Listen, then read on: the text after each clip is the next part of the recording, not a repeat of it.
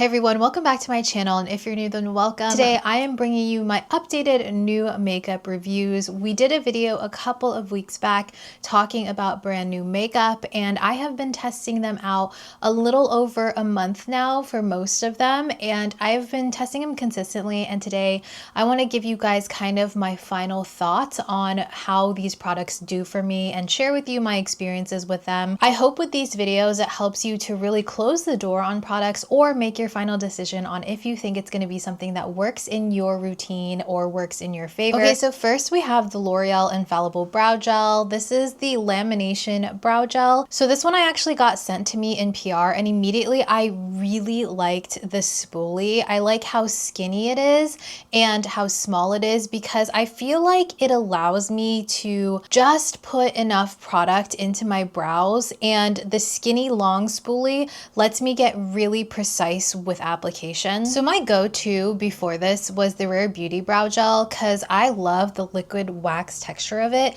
and how it holds my brows up without getting crunchy like some brow gels can get. This gives the exact same look and feel but with an even more precise application. And while I was prepping for this video, I looked at the ingredients list of both and they use the same exact ingredients, like no extra ingredients. It's legit the same ones. And I will say that the Rare Beauty may have a better dry down because my brows have a tiny bit more hold with this.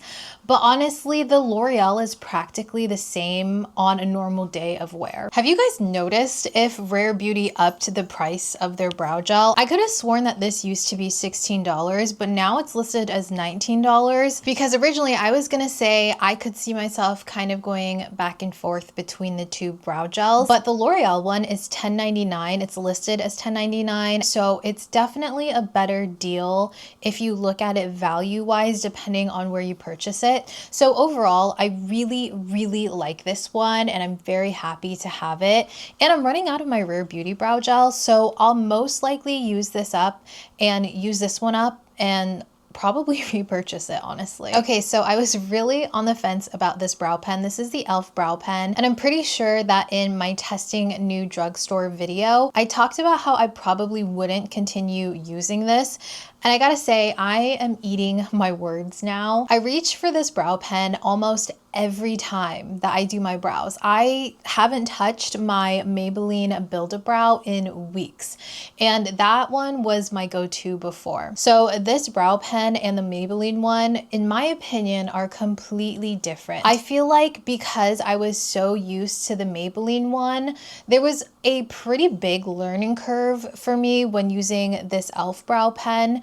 So first of all, this pen is a felt tip, so you kind of rely heavily on the fact that the liquid will saturate the entire pen evenly. And something to note is that the amount of product that comes out is very minimal. And they do say this on their site, on the product listing, that it's a buildable formula, and it definitely is. So I find that I get the best application by laying the pen down and almost using like the entire length of it and stamping it before swiping. It gives a sheer stroke of pigment, and I feel like it looks more realistic than a brow pen that's like super pigmented with just a tiny touch of the brush. I've been thinking of the Maybelline one sort of like a fountain pen where the pigmentation flows through it, and you got to be super light-handed with that one, whereas with the e.l.f. one, it allows you to be a little less precise in application while still getting that hair-like stroke. It's kind of hard to describe exactly, but I feel like the buildability of this would be ideal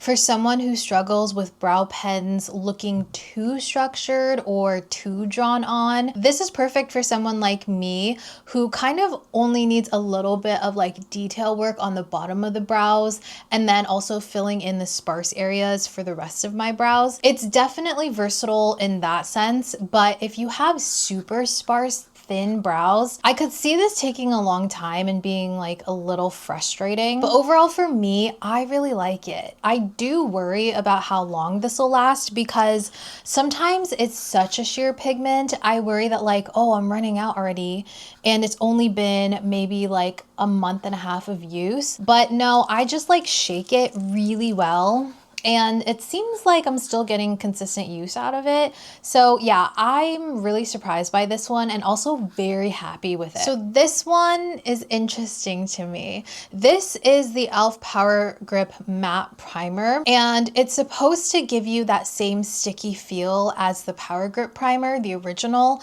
but with a matte finish. It definitely does give a sticky finish, but when you first apply it, it feels a little bit more like a cream on the skin, and then when you start to spread it, it gets like a little tacky. And because of the name of it, I was half expecting it to dry down like a matte primer where you don't have any shine coming through, and then it would almost look like a powder finish before doing your foundation. I was thinking Danessa Myricks Blurring Balm or like the One Size primers, but no.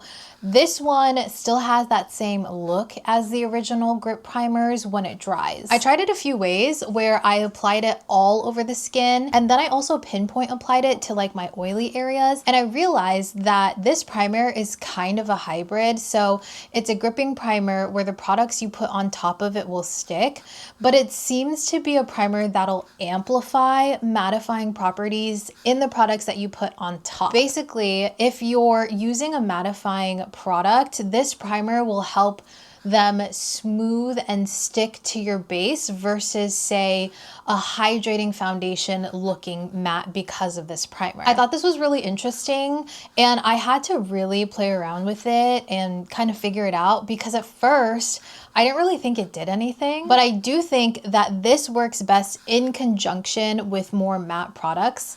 I like it, but for my personal taste in makeup, where I like something that leaves me a little satin or slightly dewy, I think the original Power Grip Primer would probably be better for me. Okay, so now let's talk about the Milani Skin Tint Stick. I have this one in the shade 11 Medium Tan, and I was really excited to try this one because in the last year or so, I've had really great luck with stick foundations. I kept hearing people talking about this one, so I definitely had assumptions about how this would work for me or how it would look on me. And I think at first I was really caught off guard because of that. Okay, so first of all, I do think that this shade match is a great match for my complexion right now. And it has this little stopper that says to keep it on the stick so it doesn't dry out. I thought this was interesting because I've never seen a stick foundation have this note on it, but it makes a lot of sense now that I've used it. So I think the reason it's important to keep this stopper on there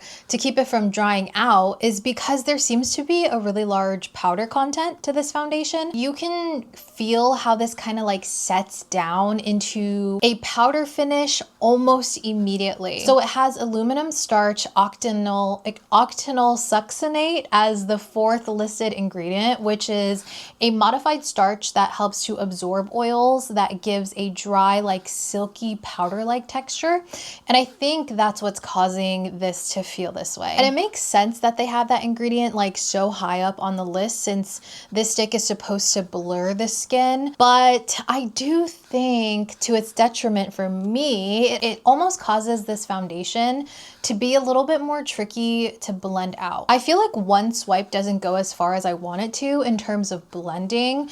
It sort of blends into the area that you place it and dries down almost immediately. Like, don't get me wrong, I think that this looks really beautiful and blurred, but I just feel like I need to use a lot more product. I find the best way to apply this is directly on the skin, and then using a super light hand, I'll buff it out with a brush. And this tends to spread the product the best in my opinion. So I think this stick would be great for those of us who are more on the oily side because it has a lot of those properties that make it more oil absorbing and oil skin friendly, but I can't imagine this looking great on those that have very dry skin because of those same reasons. Another thing about this is that I find it has more of a light coverage.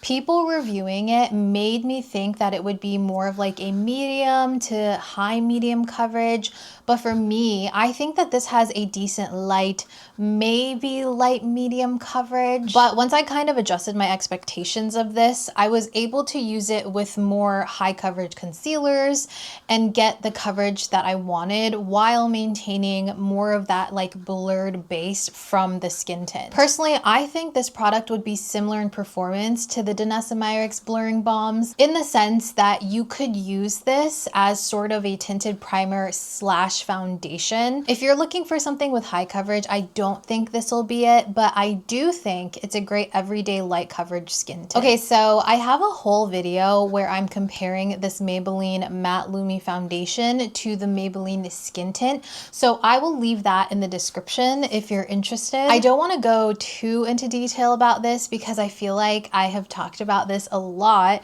but I think that this is a solid drugstore foundation. It has a super thin texture, it's almost watery, and it spreads across the face so well. I would say that this gives me a solid medium buildable coverage, and because it dries down within a few minutes of application, I think it allows any creams and liquids to pop more on the face because you don't have it mixing in with a wet base. So if you've ever put a cream or a liquid on top of powder, this gives the same effect in the sense that the cream or the powder tends to pop more in terms of pigmentation, but they apply smoother on this foundation versus a powder since it's a liquid. Okay, in terms of longevity, this has great wear. So with a primer, a setting powder, and a setting spray, I can easily do 10 hours of wear with minimal oil production. But keep in mind, I don't mind my oils, so my standard of minimal oil production may be different from yours, but for me, I can comfortably wear this foundation all day. I think it's a great drugstore option, and I'd actually love to see them expand the shade range because the biggest complaint I've heard about this one is that no one seems to have an exact perfect shade match, me included. This shade in 220, it's slightly lighter and the shade above it is way too warm. So I think I can still make it work, but yeah, just wanted to note that. Okay, now we have the L'Oreal Lumi Le Glace Highlighter Stick. I have this in the shade 610 Glassy Pearl, which is gonna be the finish that gives like that glass shine versus the glitter highlight look. And I was sent this in PR, but I had planned on picking this one up just to see, because again, I had seen some people talking about this and it just got the best of my curiosity. So first off, I love how this balm stick just kind of melts into your skin. And the way I found the easiest to apply this was by rubbing it with my finger and then pressing it onto my skin. Like, it truly does give you that super glossy look. And I would say this one almost looks translucent with just a light sheen on my skin. It gives such a beautiful gloss. Like, if you're looking for something that gives you a wet look with minimal amount of product, then this is definitely it. However, I do want to note and say that this does not ever actually dry down on the skin, and I didn't really expect it to anyways, but if you produce any type of oil, I could see this kind of driving you crazy because after a while it can get a little greasy on this skin. Now, if you use a tiny amount, you can still get that gloss look, but yeah, it doesn't ever dry down, so it's really just a preference thing at that point. Personally, I think this product would look best on minimal makeup or on bare skin, because when I put this on top of a full face of makeup, it can kind of break down the powders underneath it after a while because of my natural oils. And then if I put it underneath my makeup, I kind of lose the entire glassy effect. So for me, this is a great product that gives a great vibe. Like, if you're looking for something to give you that wet skin effect just for photos, or if you're just gonna wear it for a short period of time, then yeah, I think it's great. But for everyday wear, I just don't really see myself reaching for this much. It may be because I have naturally oily skin, and if you have dry skin, this could kind of remedy the look of dry skin. But for me, this one is something that I could probably pass on. All right, another e.l.f. product, and this time It is the pressed setting powder. I have this one in the shade Light Warm, and it does seem like these shades run darker and warmer, so just be warned if you're looking at this one. So I have tried this in multiple ways, and I had mentioned when I first tried it, I planned on testing this pretty extensively, and I definitely feel like I did. And the only way that I did not test it was as a standalone foundation, and the reason for that is because I could already tell that this just wasn't going to work for me that way. So typically with pressed powders, I find that they work the best for me as a finishing powder. So I will go in with all of my makeup, even a loose setting powder, and then at the very end, to blur everything and make it kind of like mesh together, I'll use a press setting powder like this one because it blurs the skin, and I do like the color. However, for some reason, this one just always broke up and emphasized the makeup and the texture on my skin, specifically on my chin, my upper lip, and my nose. It kind of like gave that cracked skin look that some powders can give you. If you've ever put a thick layer of powder on top of a wet layer of makeup, it gives that look. And this was so odd to me because I typically will set my face with a loose powder first before going in with something like this. And I could use a lighter amount of powder, but the problem is that with my oily skin, it requires a little bit more powder. So if your skin doesn't need that much, then maybe you won't experience this the way that I did. I've also used it as my only setting powder, and that also kind of emphasized my texture. It just didn't really want to sit on my skin smoothly. And when I realized it wasn't going to work as a finishing powder, I figured, okay, well, maybe I can use it as a blotting powder and try it that way. And that seems to be an okay way for me to use this. I definitely have to go in with a damp sponge and then like blot out my excess oil, and then I will use a fluffy brush in here and then do a really light layer on top. And I think that's the best way that this works for me, but it still isn't the most flawless blotting powder that I own. And I'm really bummed about this one. I wanted so badly to love this, and it seemed really promising.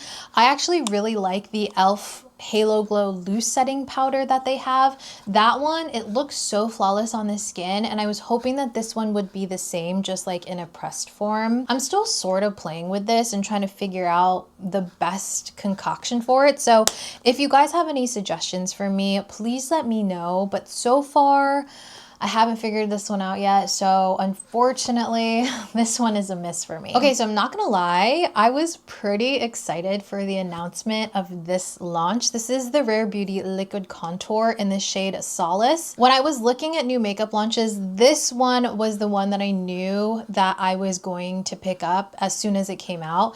And I actually have a video where I tried this out for the first time. I'll link it down below. And I was so surprised by how easily this blended, because I kind of expected this to be like just like the liquid blushes, but I actually heard that they reformulated the liquid blushes to be less pigmented, so it's easier to blend. Does anyone know if that's true? Because if that's the case, I wonder if this contour is actually the same as the liquid blushes now. So anyways, this liquid contour, first of all, is a great color for me when it comes to a contour. It has some nice brown tones in it. And it's very neutral, and it has a touch of gray in it, so it still looks like a natural shadow. And when it's blended out, the color is just perfection. So in terms of blending, this texture is definitely thinner, and I'd say less pigmented than the blushes, or at least the ones that I still own. And I think that it's a lot better. I find that it's less intimidating and it's easier to work with, and a little bit goes a very long way, and it just looks flawless. I think it has great lasting power on my skin because I think it sets down really well. And yeah, no complaints about this one, honestly. And the unit is way bigger than I expected. I thought it was going to be the same size as the blushes, but it actually holds twice as much product in this unit than the blushes. Okay, next we have the NYX Blade and Shade Brow Pencil. I got this one in the shade Espresso. Purely, I got it to see if this was an actual usable product because I was concerned that the shape of this was not going to be usable, and I wondered how it would keep its slanted, sharp shape with consistent use. use. I was kind of like, won't this dull down and then just kind of like become rounded? But so far I haven't experienced that with this one. While it doesn't stay as sharp as when it was new, you can still get that general shape. And I find that if you use like the corner of it, you're still able to get a pretty thin line for the most part. But my issue with this one is that it's almost too creamy and it puts out too much pigmentation even if you use a super light hand with this, which means that you get a heavier looking brow. And as someone that has a lot of brow hairs and very dark brow hairs, if I use a heavy brow product, it just gets to be too much way too quickly. I think that if this was more of a waxy texture and it wasn't as pigmented, I would love this. I like this shade. I love this spoolie. I think that it is nice and short and stiff, and it's a great product that works with my brows, or it's a great spoolie that works with my brows. I just have a lot of trouble with like the actual crayon portion of it. I don't know. Maybe if I got a lighter color, but I find that brunette typically looks too warm in my brows and I'd have to get something cooler. But at the same time, I don't know if I even want to spend the money on that since I'm not crazy about the formula already, you know? Maybe if you like something super easy and it'll fill in the brows very quickly, but I just have other brow pencils that I enjoy more than this one. So I think for me, this one is definitely a pass. So bareMinerals to me is such an interesting brand because I feel like they have some real gems in their line, but they kind of get overlooked because all of the products are kind of overshadowed by like their old school loose foundations and older concepts that people have kind of grown out of. But one of the gems, in my opinion, is this new BarePro pressed foundation. They sent me a few shades in PR, and the shade I use the most is Light 27 Neutral, and they've actually got a pretty extensive range, which I appreciate. I like using this one as a setting and finishing powder versus a powder foundation because to me, this one wears really similarly to the Charlotte Tilbury Airbrush Flawless Finish setting powder. This one is super finely milled, and when you apply it with a fluffy brush, it just gives you a very airbrush perfected look on the skin. You can't even see it. It kind of just like blends into my skin so well. And the best part is that because this is a powder foundation, it still gives you a very light veil of coverage on top of what you're already wearing. So I'm just going to use this to kind of set down the oils that are producing as I'm sitting here. You can see it's just so beautiful on the skin. It also mattifies the skin without making it look super flat. You can kind of see with the swatch, it has a little bit of this like satin sheen to it. There's something about the formula that still allows it to look kind of like skin. And I actually haven't tried this as its own powder foundation, but I'm super curious to now because as I was reading the directions for this while I was prepping for this video, they also recommended using the sponge and dampening it, and when you put it into the foundation, it kind of becomes more of a creamy application. Like that really intrigued me, so I am definitely going to try that. But if that doesn't work out that way on my skin, I do like this and I have added it to like my finishing powder rotation. I do think it's expensive though. I think it's like $46, closer to $50. So definitely pricey, but I again think it's very on par with the Charlotte Tilbury one. So this foundation got a lot of hype. I was seeing this foundation everywhere on my feed. So this one actually came in PR with a couple of different shades, and honestly, even though I was curious, I wasn't planning on buying this since I don't really have much use for a full coverage foundation these days, and I typically prefer more of like a medium coverage anyways. And I've mentioned recently that I've started to kind of dabble in more matte foundations versus straight up dewy formulas. So when I got this, I wanted to try it right away. I was pretty excited. And the problem with this is, while I'm super grateful that they sent this to me, they sent me 3 shades and all of them are just way too dark and warm for me. I don't know if it's the shade range or what, but the lightest shade and the only one I could sort of test out was this one, which is the shade 4N. But I was looking at the shades online and I actually think the best shade match for me would have been 3N. So if you're similar in skin tone to me, maybe look at those shades instead. I've worn this a few times, but the reason why I haven't been able to test this out that much is honestly because it's just way too dark, to the point where even if I color correct it, it's difficult for me to work with, and you know, it just gets to be too thick of a layer of makeup when I have to layer it with a bunch of different colored concealers, I guess. And I've tried to add white and blue pigment to it, but I just can't seem to get this light enough or neutral enough to where it matches me. Maybe it's the color correctors or the pigments that I own, I'm not sure. But I had recently decluttered my old LA colors, white and blue pigment, but I think those would have been better because I could use like a ton of that because I know that those were really pigmented. And I could probably use like the entire bottles of that. Aside from the shade, let's kind of talk about the formula of this. So it's definitely a matte finish and it does seem to dry down for the most part once it's blended out.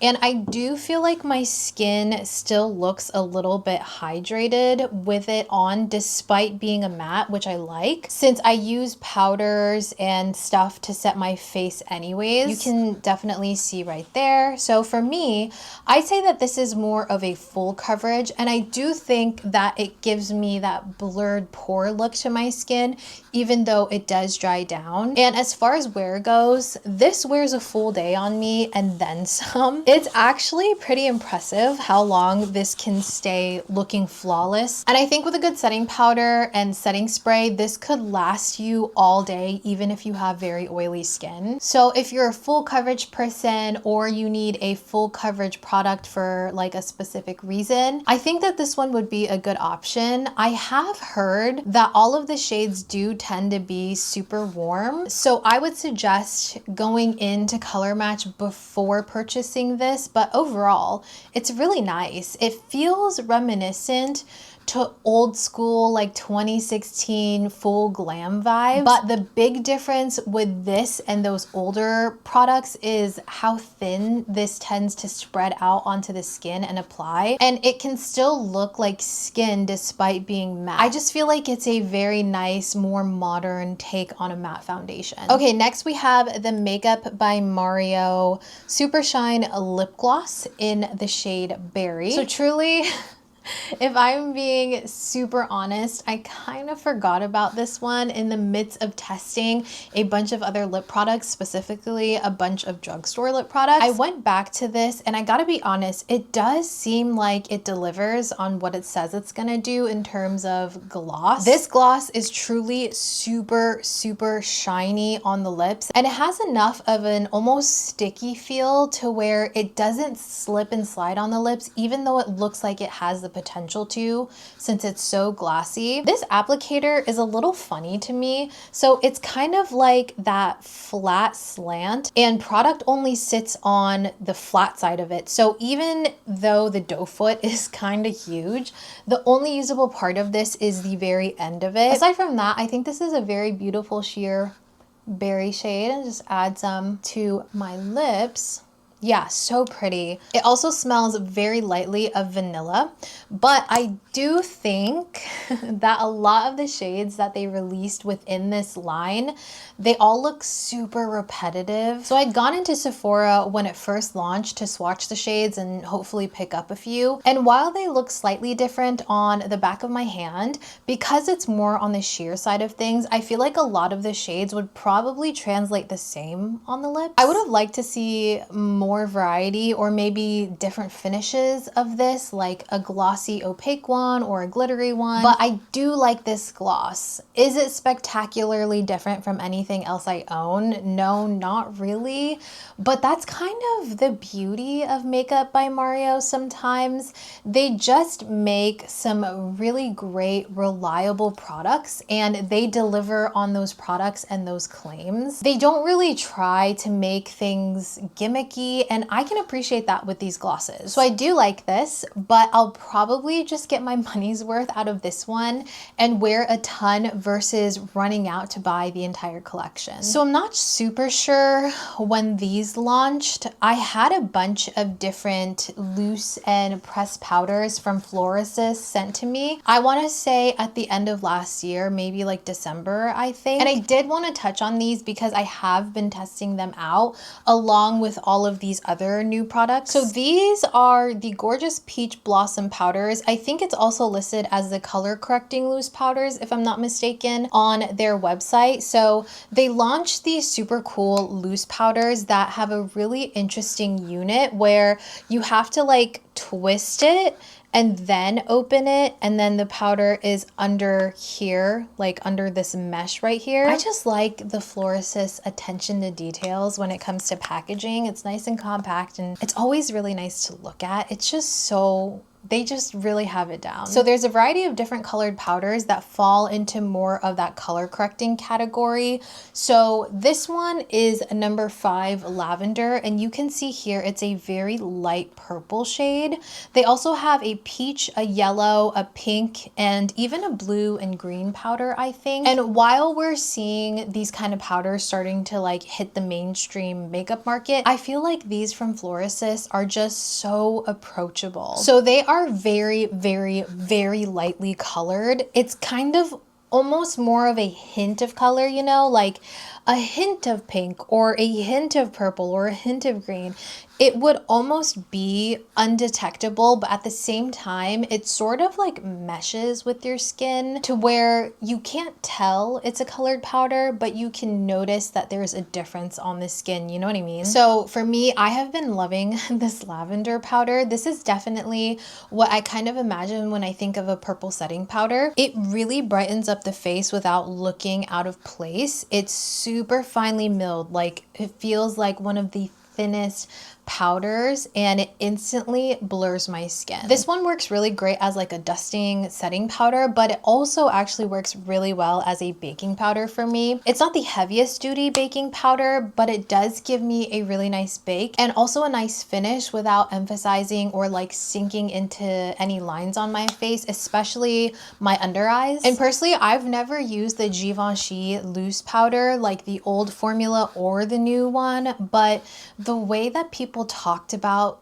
that powder is how I would describe these. They are slightly blurring, brightening, non-drying. They give you like that ethereal looking skin. These are so good, and I highly recommend this. Okay, Urban Decay's Face Bond Luminizers. They sent me, I'm pretty sure, the entire line of these, and these luminizers came at an interesting time to me. I guess I didn't really get the memo that highlighter, like liquid highlighter, was coming back. I know that there is some like dewy products and stuff launching, but actual like glitter highlights, I wasn't expecting that. But what I appreciate that Urban Decay did was actually give us multiple different finishes with this product. So it ranges from what they call a soft glow to a warm glow to a glitter glow. And personally, I find that I reach for more of those soft glow shades to kind of give me more of like that lit from within look that I really like. My favorite shade is PCH. So it's a slightly peachy rose shade that I think layers really easily with my blushes. So it looks a little bit more as part of a blush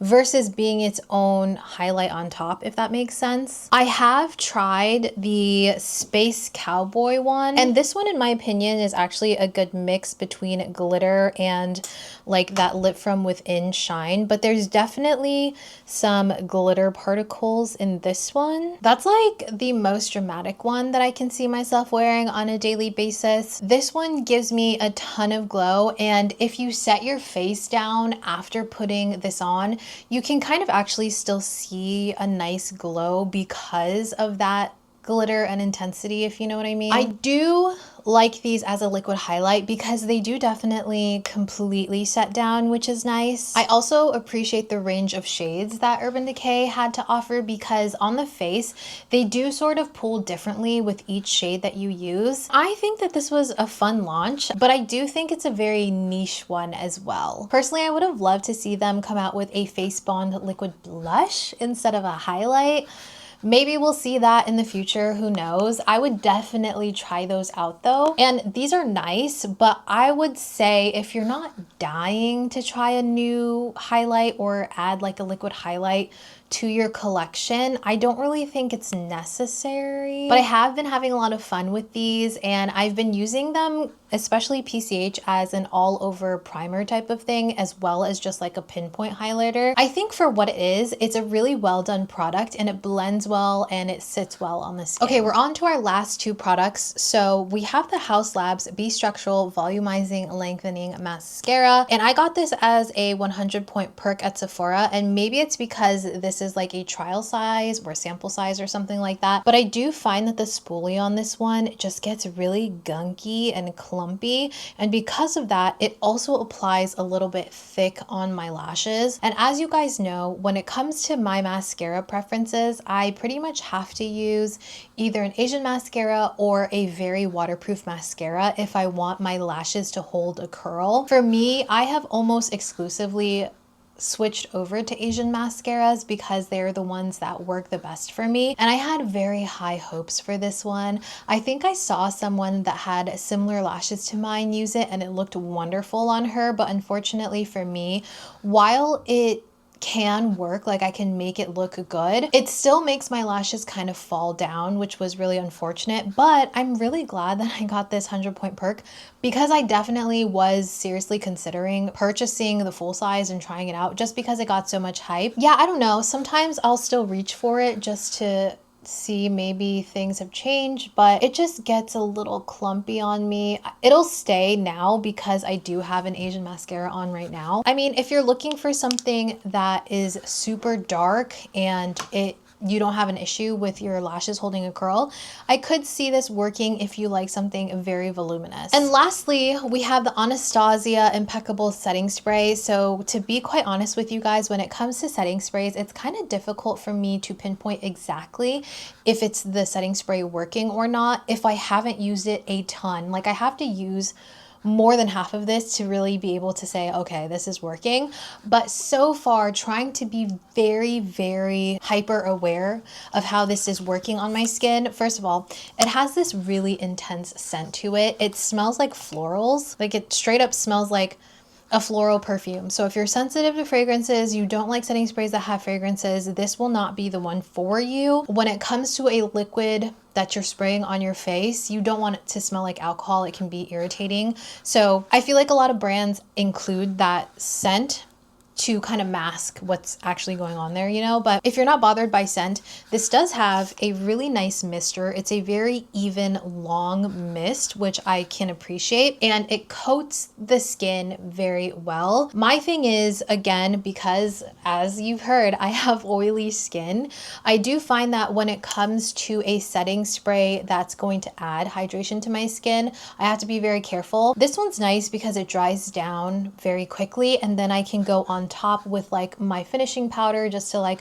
blot out where I get too hydrated, like rehydrated, you know what I mean? But there's nothing so far that I've noticed about this that is blowing me out of the water per se. I'm going to keep testing this one out. I'm kind of on the fence though, because like I said, it's very floral fragrance. And while it doesn't stay on your skin for too long, it does definitely linger for a couple minutes. And for me, I'm just not a huge fan of that. So far, it's okay. Let me know if you guys have tried this, what your thoughts are on it, because I'm still really undecided about this one. Okay guys, that is everything for the most part. Those are all of my final reviews, my final thoughts on these products. I do have an upcoming video where I'm testing out even more new launches that have come to me in PR. Have I purchased any of these? I think some of them, but most of them I've received in PR. So I thought I would do a video talking all about those. After that video, I will be doing something similar to this one where I update you on my final thoughts on them. But I do hope that you guys enjoy this format. I hope that it kind of helped you out. If you have tried any of these products already, let me know in the comments down below how they are working for you. I would love to know, and I'm sure other people in the comment section would also love to know your experiences as well. If you guys are interested, I will leave a video right here for you guys showcasing my first impressions and testing out some of these products for the very first time. And until my next video, I hope you guys take care of yourselves and I will see you soon. Bye!